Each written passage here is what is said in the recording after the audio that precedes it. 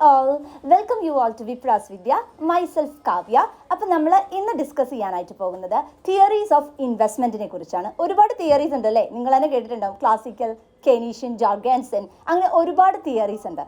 So have A look.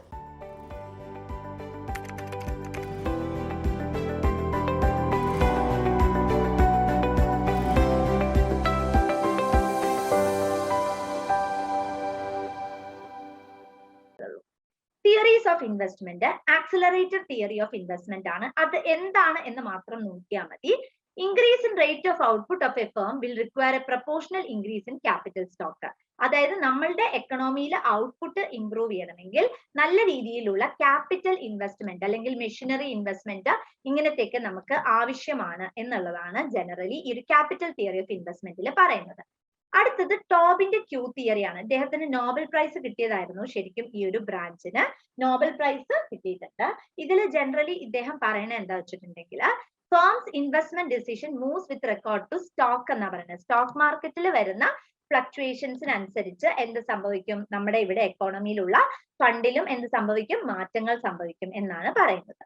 Next is internal fund theory of investment.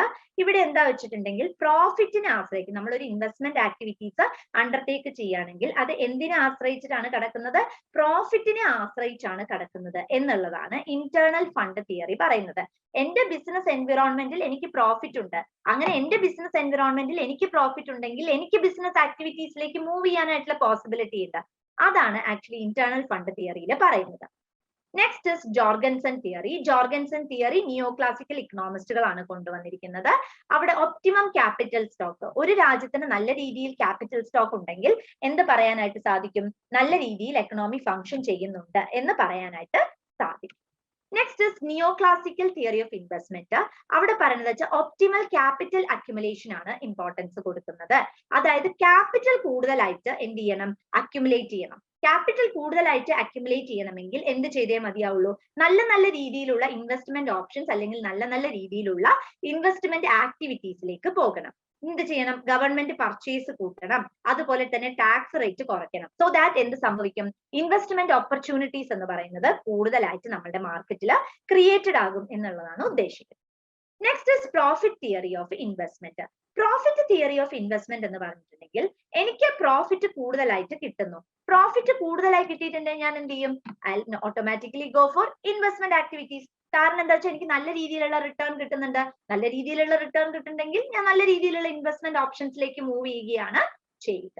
ഇതൊക്കെ ഞാൻ investments പറഞ്ഞു പോകണമെന്നേ ഉള്ളൂ. ഈ ഏരിയയിൽ നിന്നും അധികം ചോദ്യങ്ങൾ പ്രതീക്ഷിക്കേണ്ട. ഡ്യൂസൻബെറിന്റെ തിയറി. ഡ്യൂസൻബെറിന്റെ തിയറി ആക്ച്വലി ഇദ്ദേഹം ആക്സലറേറ്റർ തിയറിയാണ് ഇത് പുട്ട് ഫോർവേഡ് ചെയ്തത്. അദ്ദേഹം ഒരു ബുക്കിലാണ് ഇതിനെ കുറിച്ച് പരാമർശിച്ചത്. Business cycle and economic growth എന്ന് പറയുന്ന ബുക്കിലാണ് പറഞ്ഞത്. ഇവിടെ എന്താ വെച്ചിട്ടുണ്ടെങ്കിൽ ശരിക്കും ഇൻവെസ്റ്റ്മെന്റ് സ്റ്റാർട്ട് ചെയ്യുന്നത് ഡിപ്രിസിയേഷനിലൂടെയാണ് എന്നാണ് അദ്ദേഹം പറയുന്നത്. അത് ഇമ്പോർട്ടന്റ് ആണ്, കാരണം ഒരു എക്കണോമിസ്റ്റും അങ്ങനെ പറഞ്ഞിട്ടില്ല. ഡിപ്രഷൻ സംഭവിക്കുമ്പോൾ, എക്കോണമിയിൽ ഡിപ്രഷൻ സംഭവിക്കുമ്പോഴാണ് എന്ത് ഇൻവെസ്റ്റ്മെന്റ് നടത്തണം എന്നുള്ള ഒരു ഓപ്ഷൻ നമ്മളുടെ എക്കണോമിയിൽ ടേക്ക് പ്ലേസ് ചെയ്യുന്നത് എന്നാണ് പറയുന്നത്. അതുപോലെ തന്നെ ഇൻകം എപ്പോഴാണ് ഇൻക്രീസ് ചെയ്യുക, ഇൻവെസ്റ്റ്മെന്റ് എന്ന് പറയുന്നത് സേവിങ്ങിനേക്കാളും കൂടുതലാകുമ്പോൾ എന്ത് സംഭവിക്കും, ഇൻകം എന്ന് പറയുന്നത് ഇൻക്രീസ്ഡ് ആകും അല്ലെ. ഇൻവെസ്റ്റ്മെന്റ് ചെയ്യുമ്പോൾ നമുക്ക് എന്താ, നമുക്ക് അവിടെ റിട്ടേൺസ് കിട്ടുകയാണ് ചെയ്യുന്നത്. അപ്പൊ എന്ത് ചെയ്യാ, നമ്മൾ കൂടുതലായിട്ട് ഇൻവെസ്റ്റ്മെന്റ് നടത്തുന്ന സമയത്ത് നമുക്ക് നല്ല രീതിയിലുള്ള റിട്ടേൺസ് പോസ്റ്റുലേഷൻസ് കിട്ടും എന്നുള്ളതാണ് അവിടെ ഉദ്ദേശിക്കുന്നത്. Next is financial theory. Financial theory ആരാണ്, ജെയിംസ് ഡ്യൂസൻബെറി തന്നെയാണ്. അതിന്റെ cost of capital theory of investment എന്ന് പറയും.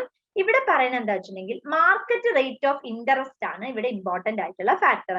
നല്ല രീതിയിൽ ഇൻട്രസ്റ്റ് റേറ്റ് കിട്ടുന്നു, so I can go for higher level of investments എന്നാ പറയുന്നത്. എനിക്ക് കുറവാണ് കിട്ടുന്നത് ഇൻവെസ്റ്റ്മെന്റ് റേറ്റ് അല്ലെങ്കിൽ ഇൻട്രസ്റ്റ് റേറ്റ് കിട്ടുന്നത് കുറവാണ്, സോ ആസ് എ റിസൾട്ട് ഞാൻ എന്ത് ചെയ്യില്ല, നല്ല രീതിയിലുള്ള ഇൻവെസ്റ്റ്മെന്റ് ആക്ടിവിറ്റീസിലേക്ക് പോകില്ല എന്നുള്ളതാണ് പറയുന്നത്. ഇത്രയുമാണ് തിയറി ഓഫ് ഇൻവെസ്റ്റ്മെന്റുമായിട്ട് നിങ്ങൾക്ക് റിലേറ്റ് ചെയ്ത് പറയാനുള്ളത്.